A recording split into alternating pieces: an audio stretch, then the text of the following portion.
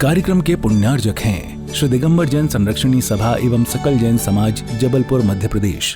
परिवर्तन का नाम संसार है, इस प्रकार इसको थोड़ा व्यवस्थित करना चाहिए। और वह परिवर्तन मुख्य रूप से भावों का ही परिवर्तन होता है। भावों में परिवर्तन आने से ही विभिन्न प्रकार के गतियों में संसारी प्राणी जाता है और वो भाव स्वयं के ही होते हैं। तत्पर सूत्र आपने पढ़ा होगा, वहाँ पर इन भावों के लिए उमा स्वामी महाराज ने स्वतत्व कहा है, परतत्व नहीं। ये भाव असाधारण भाव हैं। असाधारण इसलिए कहा, जीव द्रव्य को छोड़ करके इन भावों का अस्तित्व अन्य द्रव्यों में नहीं, इसलिए इनको असाधारण कहा। असाधारण का अर्थ ही विशेष होता है और साधारण का अर्थ सामान्य होता है, जो कि व्यापक रूप से प्रत्येक द्रव्यों में जो भाव पाए जाते हैं उनको साधारण भाव की संज्ञा दी है। जैसे अस्तित्व आदि जो भाव है, ये प्रत्येक द्रव्य में इनका सद्भाव पाया जाता है, इसलिए इनको साधारण भाव कहा। किंतु जीव द्रव्य में ही ये भाव पाए जाते हैं, इसलिए इनको असाधारण संज्ञा दी है और ये स्वतत्व कहा है, परतत्व नहीं।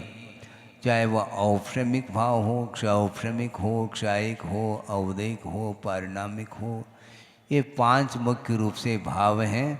इनके उत्तर भेद 53 हो जाते हैं। अब रही बात ये संसार जो चल रहा है, जिसको परिभ्रमण आप बोलते हैं, परिवर्तन बोलते हैं, वह परिवर्तन भावों के आश्रित है। भिन्न भिन्न गति मिल रही हैं, ऑटोमेटिक नहीं मिलती वो गति, वह परिणाम स्वरूप वो गतियाँ प्राप्त होती हैं। आप लोगों का बहुत बड़ा पुण्य का योग है। वह योग इसलिए कह रहा हूँ क्योंकि आपने पुण्य का संचय पूर्व भाव में किया था। क्योंकि पहला बंद करना होता है, उसके बाद में उदय का नंबर आता है। बंद तो करो नहीं, महाराज पुण्य का उदय नहीं हो रहा है। अरे पुण्य का उदय क्यों नहीं होगा? बंद होगा तो उदय होगा। महाराज पुण्य पतला है। अरे पतला क्यों? पतला बांधा है, पतला उदय में आ रहा, हम क्या कर सकते हैं? सॉलिड यदि पुण्य का संचय आपने किया है तो वह सॉलिड आएगा। अनुभाग जो है वह भावों के ऊपर ही निर्धारित है। फलदान देने की जो शक्ति का नाम अनुभाग बोला है, वह विशुद्ध परिणाम के माध्यम से पुण्य प्रकृति में फलदान देने की जो शक्ति है वह सॉलिड पड़ती है। और तीव्र संश्लेष परिणाम के माध्यम से पाप कर्म का जो संचय होता है, उसमें पाप कर्म में अनुभाग शक्ति अधिक पड़ती है। ये अनुभाग में जो हीनादिकता आती है, चाहे वह पुण्य प्रकृति संबंधी हो चाहे पाप प्रकृति संबंधी हो, उसमें जो हीनादिकता आ रही है फल में, वह तीव्र और मंद परिणाम का ही एकमात्र परिणाम है। क्वालिटी भेद इसी को बोलते हैं। पुण्य पतला हो रहा है महाराज, पतला हो। एक और विशेष हम बात कहेंगे थोड़े समय बाद, अभी इस विषय को हम पूरा करना चाहते हैं। वो ये है कि परिणाम आपके निरंतर आपके भीतर परिणाम उत्पन्न हो रहे हैं और वह किसी न किसी निमित्त को लेकर के हो रहे हैं। और निमित्त यदि पवित्र है, परिणामों में पवित्रता आसक्ति आवे नियम नहीं, उपादान नहीं है तो क्या कहाँ से आएगा, हमें बता दो ना। योग्यता बहुत बड़ी चीज है। वो उस योग्यता की अभिव्यक्ति यदि होती है तो निमित्त के माध्यम से होती है, हो सकते हैं ऐसा। निमित्त के अभाव में तो कोई कार्य होना ही नहीं, किंतु निमित्त के उपस्थिति मिलने के उपरांत भी, बल्कि सुपर क्वालिटी का निमित्त मिला है, इसके बाद भी योग्यता यदि नहीं है तो उसका विकास नहीं होगा। इसलिए योग्यता को कैसे हासिल करें महाराज, हमें योग्यता कैसे बढ़ाएं महाराज। अच्छा, आपको इतना भी मतलब ज्ञान नहीं है क्या? फिर ज्ञान नहीं तो फिर बढ़ाने की क्यों बात कर रहे हो आप? इसका अर्थ योग्यता का ज्ञान है आपको, ये योग्यता का ज्ञान भी नहीं और योग्यता कैसे बढ़ाएं ये भी पूछ रहे हैं आप। योग्यता घटती भी है और बढ़ती है अपने परिणामों के द्वारा। लौकिक क्षेत्र में भी आपको योग्यता का मूल्यांकन नहीं है क्या? है? बिल्कुल छोटा लड़का है, बिल्कुल ही छोटा है, उसको गोद में लेते हैं, क्यों? चलने की योग्यता नहीं, इसका अर्थ योग्यता का ज्ञान आपको है। उसको गोद में ले रहे हैं और स्वयं चल रहे हैं, मतलब स्वयं में चलने की क्षमता है, बल्कि एक को कंधे में रख करके ले जाने की भी क्षमता है उसकी। ये क्षमता, योग्यता इस ढंग से आती है। आपको गोद में लेने की कोई आवश्यकता है ही नहीं, क्योंकि योग्यता है चलने की। किसी के अंदर चलने की योग्यता है, किसी के अंदर बोलने की योग्यता है, किसी के अंदर पचाने की योग्यता, डाइजेस्ट जिसको बोलते हैं। और छोटा गोद का बालक है तो उसके लिए दूध ही पिलाया जाएगा, लेकिन उसमें क्वांटिटी भी कम, चम्मच चम्मच से उसको पिलाया जाता है, और क्वालिटी भी बिल्कुल गाढ़ा गाढ़ा दूध नहीं है, गाय का दूध। और उसमें भी क्वांटिटी, उसमें दूध में भी पानी थोड़ा मिला दो, क्यों? उसकी योग्यता नहीं। मतलब हर पल आप योग्यता का मूल्यांकन कर रहे हैं, योग्यता का ज्ञान आपको है, और धार्मिक क्षेत्र में पुनः योग्यता की बात आपको समझ में नहीं आती, फिर क्या आती है हमें बताओ ना। केवल सब्जेक्ट चेंज हुआ है, ज्ञान तो वही है। ज्ञान के माध्यम से ही परिज्ञान होता है पदार्थ का। तो इसलिए परिणाम आपके भीतर है, दूसरे के द्वारा ये पर्याय मिल नहीं रही। आपने पूर्व भाव में पुण्य का संचय किया, यहाँ तक कि 7 से पुण्य का संचय किया, इसलिए मनुष्य भाव मिला, और मनुष्य भाव में भी उच्च कुल में आप पैदा हुए हैं। हाँ, लेकिन इसमें भी कोई क्वालिटी है कि नहीं? हाँ, इसमें भी क्वालिटी है। उच्च अलग है, उच्च अलग है, ये सब अलग अलग है। हाँ। सामान्य विशेष का अंतर जो है ना, लगभग सब में है। उसके बिना फिर विशेष वस्तु क्या है? सामान्य के अभाव में विशेष रह नहीं सकता, इसलिए सामान्य में विशेष गर्भित रहता है, ऐसा कहा गया। विशेष में सामान्य नहीं रहता है, सामान्य में विशेष गर्भित रहता है। तो इसलिए ये सामान्य बात है, अर्थात इससे विशेष बात अलग है।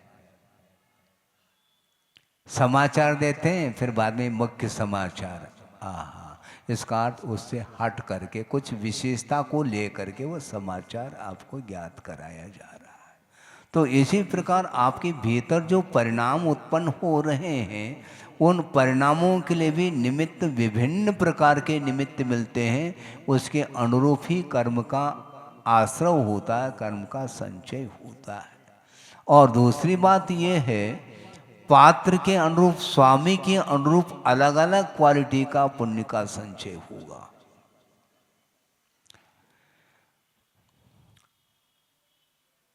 पुण्य का संचय स्वामी की अपेक्षा से अंतर। पुण्य प्रकृति का बंध एक इंद्रिय में होता है क्या? नहीं होता तो है, होता है। नहीं होता है तो फिर वही एक इंद्रिय से मनुष्य कैसा बना? बना है क्या? नहीं। पुण्य का संचय किया, लेकिन सुपर क्वालिटी का पुण्य नहीं। क्यों? एक इंद्रिय कभी भी तीर्थंकर प्रकृति का बंद नहीं कर सकता। लिखे रखो महाराज, पुण्य का तो वो बंद कर रहा है ना, तृष्णाम कर्म का बंद कर रहा है, मनुष्य गति का बंद कर रहा है, ये करने दो। लेकिन तीर्थंकर प्रकृति के बंद के लिए सम्यक की आवश्यकता है। बिना सम्यक दर्शन के भी पुण्य का आश्रय होता है, ये भी एक सिद्धांत है। ऐसा नहीं कि सम्यक दृष्टि पुण्य का संचय करता है। सामान्य रूप से पुण्य का संचय एक इंद्रिय अधिक पर्याय में भी होता है। इसलिए आप लोग मनुष्य बने हैं, उसमें भी आदि खंड में आपका जन्म हुआ है। आपको भोग भूमि अच्छी है क्या? कर्म भूमि बोलो। हाँ, भोग भूमि में तो भोग मिलता है महाराज, फिर वो अच्छा होना चाहिए, क्योंकि कर्म भूमि तो दुखमा है, वहां पर सुख ही सुख है। वो अच्छा है कि ये अच्छा है? क्यों? उत्तर दो। कर्म भूमि में पैदा होना इसलिए अच्छा है क्योंकि कर्म भूमि में ही संयम लिया जा सकता, भोग भूमि में संयम नहीं ले सकते। इस अपेक्षा से ये क्षेत्र उस क्षेत्र के अपेक्षा से ये आपके लिए उपयुक्त है। तो आर्य खंड में पैदा हुए, उसमें भी उच्च कुल में पैदा हुए हैं, और मनुष्य जीवन को प्राप्त करने के उपरांत भी जिसका घटिया पुण्य है, मनुष्य गति की अपेक्षा से वह पुण्य प्रकृति है, किंतु अवान्तर वेदों की अपेक्षा से अंतर आएगा। एक निंदनीय कुल में पैदा हुआ, वह अभी मनुष्य है, किंतु वह मनुष्य जीवन उसका पशुतुल्य माना गया है। जिस पर्याय में वह न सम्यक को प्राप्त कर पा रहा है, कर सकता है, लेकिन संयम आदि को तो किसी भी हालत में वह प्राप्त नहीं कर सकता। इसलिए उच्च कुल में पैदा हुए हैं। अब अहंकार मत करो, और अहंकार करेंगे तो पुनः डिमोशन, फिर प्रमोशन नहीं, आप प्रमोटेड नहीं हो पाएंगे। जेक लगा दो महाराज, जेक थोड़ी लगाया जाएगा। जेक लगा लगा करके आप पास करोगे तो केवल वह पास है, टाइम पास कर सकता है, वो उसके पास बुद्धि नहीं। बुद्धि का जो विकास होता है वो भावों के ऊपर निर्धारित है। ये पहले भी कहा, भावों के द्वारा ही विनाश और विकास होता है। तो विकास के योग्य यदि भाव नहीं करोगे, और माँ हमारा विकास क्यों नहीं हो रहा है, क्यों नहीं हो रहा है, तो कहने से होता है क्या? कहो नहीं, मांगो नहीं। ये मांगने की आदत क्यों? मुझे मिले मिले मिले, ये भावना अलग है, किंतु मिले इस प्रकार भावना रखने से उसकी पूर्ति नहीं होगी। जैसे वर्तमान में जनगुण संपत्ति हो मध्यम, अच्छा तो मिल जाएगी क्या? इस भाव में, इस भाव में नहीं, इस भाव में ना सही, पर्व में तो मिलेगा। हाँ, इसको बोलते हैं संस्कार।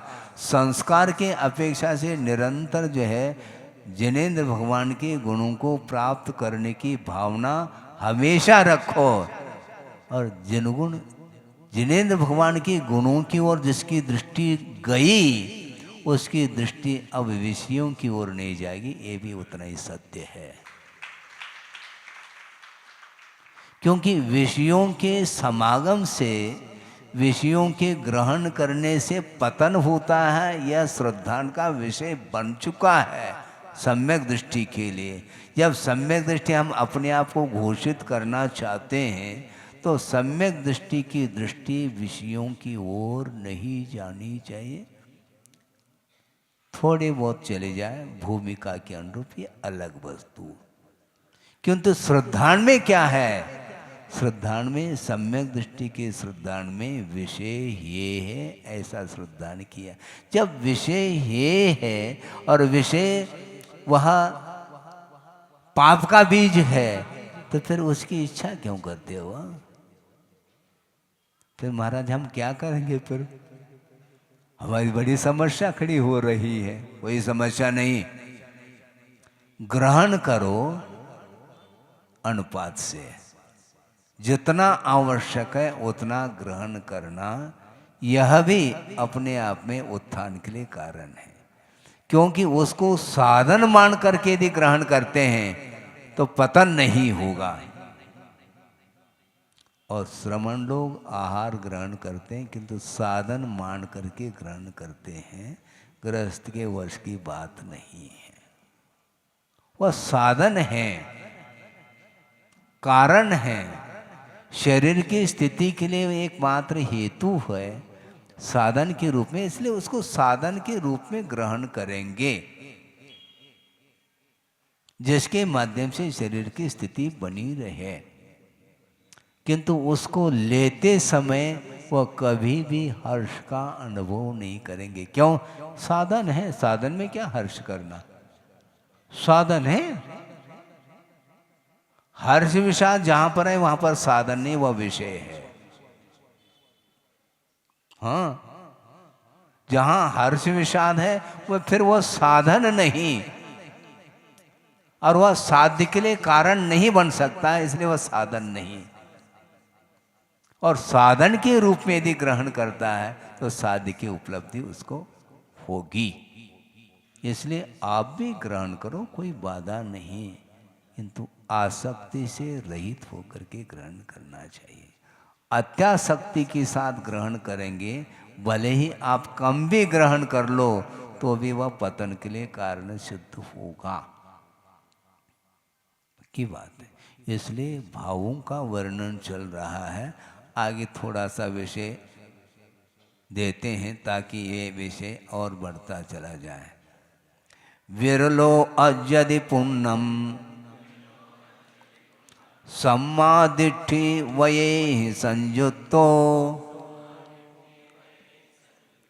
वो समभावे सहिदो निंदन गरहाय संयुक्तो। क्या कहा है इसमें? विरलः अजदि पुण्यम, पुण्य का अर्जन करने वाले जीव विरल होते हैं, ऐसा कहा। विरल महाराज, अभी तो आपने कहा था कि मिथ्या दृष्टि भी पुण्य का अर्जन करता है, उस पुण्य की बात नहीं कर रहे हैं हम। हाँ, उस पुण्य की बात कर रहे हैं जो वह मोक्ष मार्ग के लिए हेतुभूत होता है, वह पुण्य माना जाता है।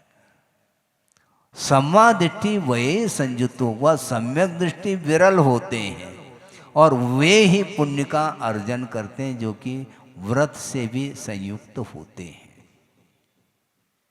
व्रत से संयुक्त जो सम्यक दृष्टि है वो विरल है, जो कि वह साथ से पुण्य का अर्जन करते हैं। उपशम भावे संयतो, जो उपशम भाव से सहित होता है। उपशम भाव का अर्थ क्या है? शांत, बिल्कुल शांत, तीव्रता नहीं, उपशम, शांति रखो। का कषाय का अभाव हुआ है क्या? अभाव तो नहीं हुआ, लेकिन तीव्रता में कमी आई है। प्रशम, समेग, अनुकंपा, आस्तिक्य, ये जिसके अंदर है वह सराग सम्यक दृष्टि, ऐसा का वीतराग सम्यक दृष्टि नहीं, इससे आगे। हाँ, उसकी कथा ही अलग है, उसका पात्र ही अलग है। जो धर्मानुराग से सहित होता है वह सराग सम्यक दृष्टि माना जाता है और वह पुण्य का संचय करता है। उस प्रकार की सम्यक दृष्टि दुनिया में विरल है। क्योंकि संसार में सभी सबसे अधिक यदि संख्या है जीवों की, तो मिथ्या दृष्टियों की संख्या अधिकतम है, और उसमें सम्यक दृष्टियों की संख्या विरल है। आटे में नमक के बराबर, ऐसा कह दो तो अन्योक्ति नहीं। आटा बहुत है, नमक थोड़ा सा डाल दिया, आटे के बराबर नमक डालते हैं क्या? नमक की आवश्यकता तो है, लेकिन अनुपात का ख्याल रखो, मात्रा मासी। बिल्कुल। तो इसी प्रकार यहाँ पर ये कहा जा रहा है, जो निदान से रहित होकर के पुण्य का संचय करने वाला जो जीव होता है वह सम्यक दृष्टि होता है। ये क्लियर है, ये सिद्धांत से ही स्पष्ट है। और जो पुण्य को चाह रहा है, सम्यक दृष्टि चाहता नहीं। और बिन चाहे पुण्य का संचय बिल्कुल सुपर क्वालिटी का पुण्य संचित होता चला जाएगा। आपको चाहिए? हाँ चाहिए। जो चाहिए उसको मिलेगा नहीं, उसको मिलना है, क्योंकि उसके भाव ही, उसके अंदर इच्छा है, और जो इच्छा का निरोध करता है उसके लिए साथ से पुण्य का संचय होता है। क्वालिटी भेद इसी को बोलते हैं। ऐसा क्यों, उनके लिए ऐसा क्यों, इनके लिए ऐसा क्यों? उन्होंने पसीना बहाया है, पुण्य के फल को ठुकराया है, पुण्य को नहीं। पुण्य को नहीं ठुकराना भूल करके भी, किंतु पुण्य के फल को उपेक्षित भाव के साथ देखना चाहिए, तब वह साथ से पुण्य का संचय होता है। कदम कदम पर हम पर पदार्थों से विस्मित होते हैं, आकर्षित होते चले जाते हैं, वह कभी भी पुण्य का संचय नहीं कर सकता।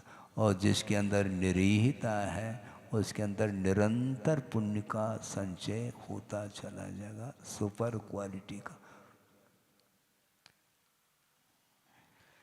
सम्यक दर्शन की उत्पत्ति में एक निमित्त बताया है, देवों में देव वृद्धि दर्शन बताया ना। ये क्यों? देवों की वृद्धि को देख करके एक को सम्यक की उत्पत्ति हो रही है, जो मिथ्या दृष्टि देव है उसके लिए। क्या मतलब हुआ?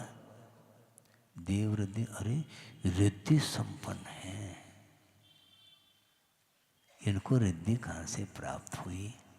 तो अवधि ज्ञान के माध्यम से समझ में आ जाएगा, अतीत का रिकॉर्ड सामने आ जाएगा, इतिहास सामने आ जाएगा। अरे इन्होंने इस प्रकार का तप किया था, इन्होंने इस प्रकार की साधना की थी,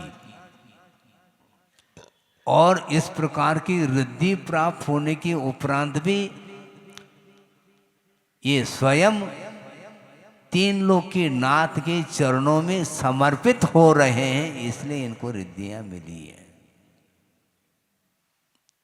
जहां पर श्रद्धान का भाव है, समीचीन श्रद्धान जिसको बोलते हैं, सच्चे देव गुरु शास्त्र के प्रति श्रद्धान का भाव, और श्रद्धान सामान्य है और समर्पण विशेष है।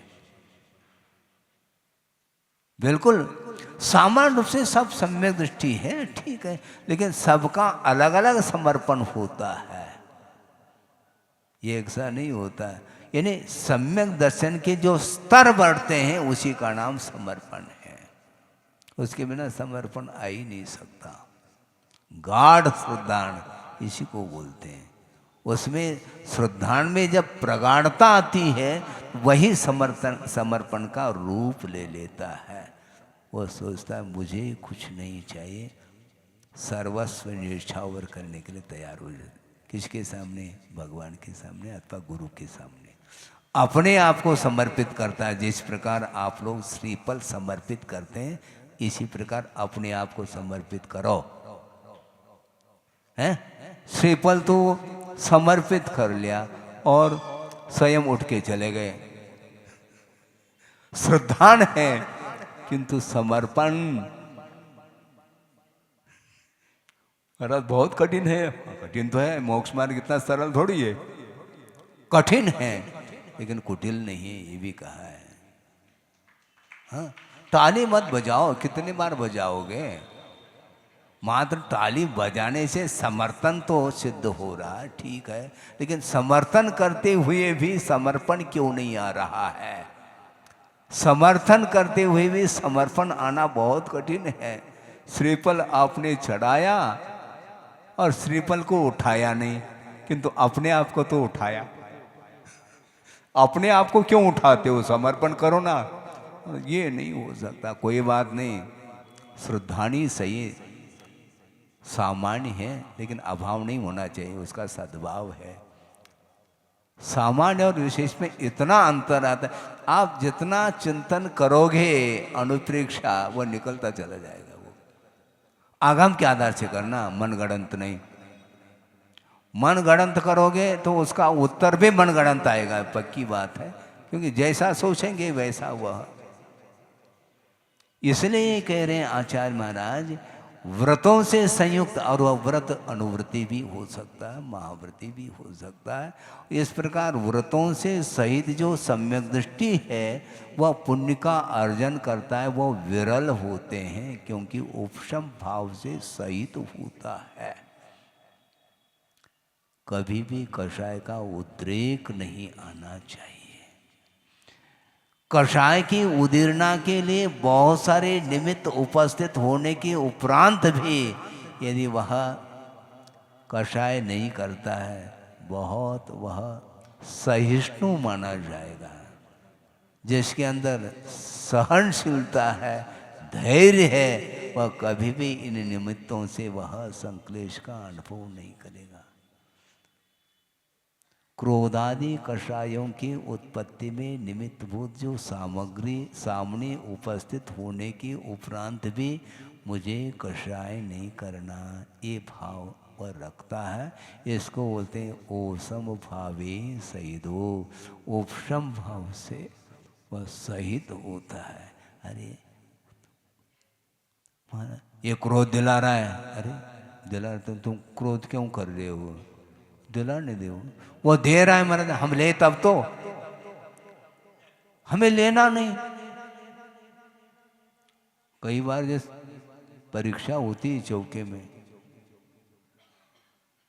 हाँ महाराज इसको ले आप, लेना चाहिए आपको। कई बार क्या करते हैं मालूम है, हमने अनुभव बहुत किया, महाराज आचार्य महाराज ने लिया है, हाँ वही लिया, एक बार और दिया हो।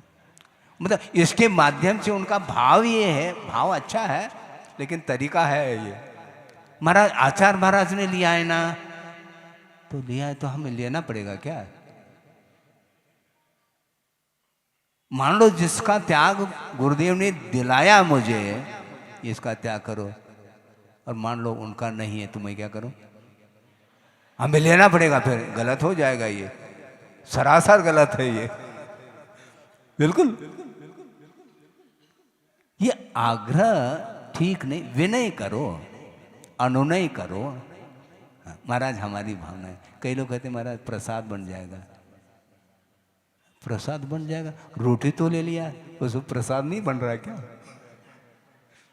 प्रसाद जो है ना, मिठाई लेने से ही प्रसाद बनता है, और रोटी दाल रोटी लेने से प्रसाद नहीं बनता है।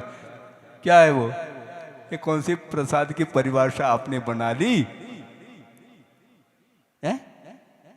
भारी समस्या है।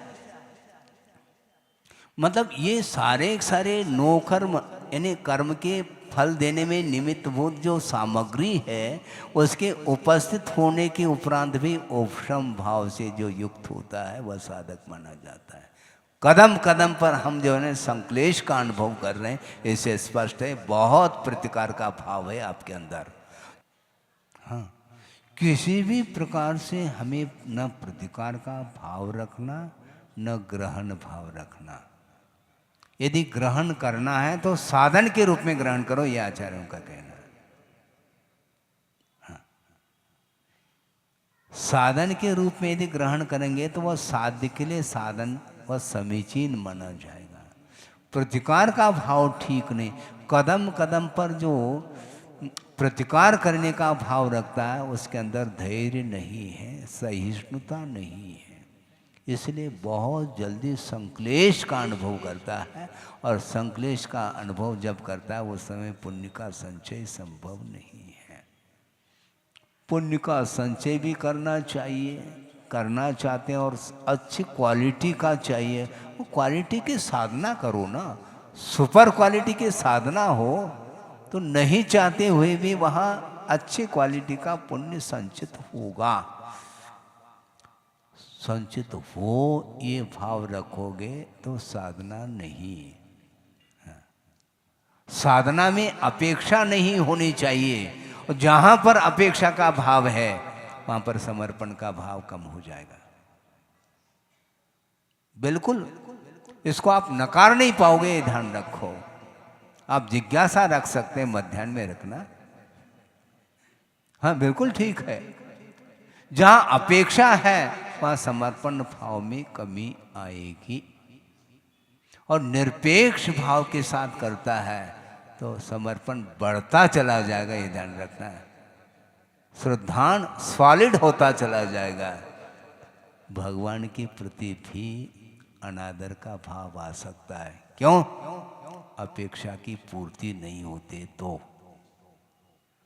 हाँ, इतने दिन हो गए आपकी आरती उतारते उतारते हैं, अभी भी पुण्य का संचय नहीं हो रहा है, इसलिए गाड़ी रिवर्स कर लेता है। यही तो समझ। हाँ, ये अदर्शन परिचय पढ़िए आप, ये सब यही लिखा हुआ है। समय पर और हम कहेंगे क्योंकि समय हो गया है। मैं ये कह रहा था, हम चाहते बहुत कुछ है, इसलिए चाहना नहीं है। मन से भी चाह रहे हैं, डिमोशन। क्योंकि मर्यादा रखते हैं आप, क्योंकि हम सभ्य हैं।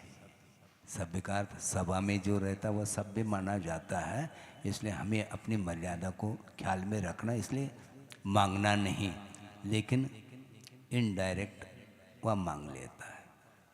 हाँ। छोटा सा लड़का है, भूख लगी है माँ, सीधा बोल रहा है वो, उसके अंदर कुटिलता नहीं। लेकिन आपको भूख लगी है, बस कोई नहीं निमित्त, कोई बहाना ढूंढ करके बाहर जा करके खा पी करके आ जाए, क्योंकि आप सभ्य हैं। हाँ बिल्कुल सभासद हैं आप। ये है जो है ना, ये दिमाग है आपके पास, किंतु सरलता उसके पास है। बालक के सामने जो है वो बोल रहा है, वह सत्य बोल रहा है। आप सत्य नहीं बोल पाओगे, बोल तो लेंगे लेकिन भाव तो भीतर वही है। तो अपेक्षा जहां तक है वहां तक जो है ना मिलेगी नहीं वो वस्तु। इसलिए निरीह वित्ति ऐसा कहा, कोई मुझे नहीं चाहिए। यदि चाहिए तो मुझे मोक्ष चाहिए, और चाहने से वो भी नहीं मिलने वाली, इसलिए मुझे कुछ नहीं चाहिए। हाँ, अपने को टारगेट बनाया है, हमारा कोई गेट ही नहीं है। टारगेट अच्छा रखो, गेट मिलेगा। मोक्ष का द्वार खुला मिलेगा, ये ध्यान रखो। हमारा टारगेट क्या है भगवान जानते हैं, हम नहीं जान पाएंगे, क्योंकि हमारे लिए तो परोक्ष है। आपके अंदर जो तरंग उठ रहे हैं वह मेरे बुद्धि का विषय नहीं बन सकता। वह तरंग, क्योंकि मैं अंतरंग की ओर दृष्टि रख रहा हूं, बहिरंग की ओर नहीं। क्योंकि गुरुदेव ने कहा हमें अंतरंग साधना करना है।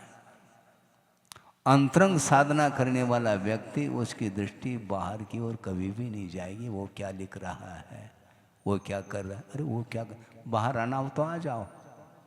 बड़े मुश्किल से तो भीतर जाना होता है, और भीतर एक सेकंड के लिए गया नहीं, उसको सफोकेशन का अनुभव होता है तो बाहर आ जाता है वो। हाँ, भारी समस्या है। भीतर बहुत अल्प समय के लिए वो टिक पाता है, और पता नहीं वो कब आ जाता है। आता नहीं, वो बाहर ही रहता है। ड्रामा है वो केवल अंतर जाने का, भीतर जाता ही नहीं, वाकई में बाहर ही रहता है। आप बोल नहीं रहे हैं ठीक है, लेकिन विचार आपके कौन से हो रहे हैं? सात से पुण्य का संचय विरल ही करते हैं, ऐसा कहा जा रहा है। अपेक्षा, कदम कदम पर अपेक्षा, और अपेक्षा की पूर्ति नहीं हुई और अपेक्षा की पूर्ति हो गई तो अनंत उपकार है आपका। हाँ, ये भी सुना हमने। अच्छा, हाँ, और अपेक्षा की पूर्ति नहीं हुई तो फिर अपकार हो गया। ये उपकार और अपकार की परिभाषा ठीक नहीं, निरपेक्ष। हाँ, तब वह समर्पण आ जाता है। ये परीक्षा होती है, गुरु हमेशा परीक्षा लेते हैं कि शिष्य कितना आज्ञाकारी है। हमें यह अनुभव हुआ है, ध्यान रखो, मैं कह रहा हूँ। हाँ, योग सागर जी थे, एलक अवस्था में होंगे और मैं भी था। उन्होंने, महाराज मैं कल उपवास करना चाहता हूँ, उन्होंने आशीर्वाद दे दिया। हमने कहा महाराज हम भी। तुम नहीं जी, यही समर्पण है। क्यों, हमारे लिए क्यों नहीं? यही तो देखना चाहते हैं वो। और मान लो आवेश में आकर के हम अब लेना ही नहीं है तो रूठ गए। जो गुरु से रूठता है फिर उसका कल्याण नहीं होगा। हमने 4-6 दिन बाद फिर कहा ऐसे, क्योंकि परीक्षा में बैठे हैं तो लेंगे तो सही परीक्षा। बैठो क्यों फिर? या तो परीक्षा में मत बैठो। ले कौन रहा है परीक्षा? कौन लेता है? कोई जबरदस्ती थोड़ी। लेकिन वो क्यों करते हैं इस प्रकार? आज्ञाकारी है क्या नहीं, एक बात। दूसरी बात है उनके अंदर कुशलता है कि ये उपवास के काबिल नहीं है, इसलिए नहीं मानता, इसलिए तुम नहीं तो अपने आप मान।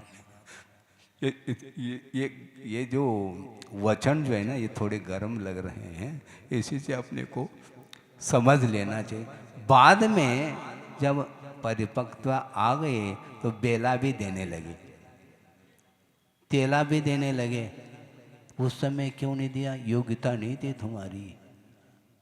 तो योग्यता का मूल्यांकन वो गुरु करते हैं, ये ध्यान रखो।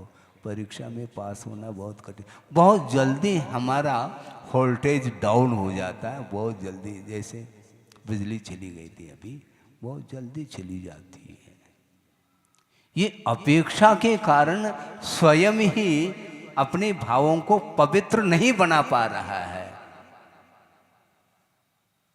हाँ, बहुत कठिन है ये, बहुत ही कठिन है।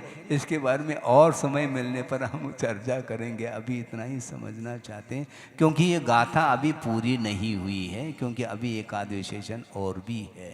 तो इसलिए साथ से पुण्य का संचय करना चाहो तो केवल देव गुरु शास्त्र को भूल करके और किसी की अपेक्षा नहीं रखो, क्योंकि वह मोक्ष मार्ग में साधन नहीं है। ध्यान रखना, मोक्ष मार्ग में जो साधन है रत्नत्रय। रत्नत्रय मिलने के उपरांत भी वोल्टेज कम, गलत बात है। तुम और क्या चाहते हो? हाँ, रत्नत्रय का दान दे दिया और उनसे तुम और क्या चाहते हो? इसी प्रकार उनके कर कमलों से जिनको अनुवृत्ति मिल गया, प्रतिमाएं मिल गई, अब और क्या चाहो? मोक्ष महाराज, मोक्ष मैं भी चाह रहा हूं लेकिन मिलेगा नहीं। ध्यान रखो, किसी ना आपको मिलेगा ना मुझे मिलेगा, ऐसे मिलता नहीं वो। हाँ, साधन के द्वारा साधक की उपलब्धि होती है, और साधन में यदि समीचीनता नहीं है तो साध्य को भूल जाओ, कहते हैं आचार्य। इतने ही पर्याप्त है। कल अवशिष्ट विषय को देखा जा सकता है। बोधि समाधि परिणाम शुद्धि स्वात्मोपलब्धि शिव शोक शुद्धि चिंतामणिम चिंतित वस्तुदाने त्वामंद मानस्य ममास्तुदे। परम पूजाचार्य गुरुवर श्री विद्यासागर जी मुनि महाराज की जय। इस कार्यक्रम के पुण्यार्जक थे श्री दिगंबर जैन संरक्षणी सभा एवं सकल जैन समाज, जबलपुर, मध्य प्रदेश।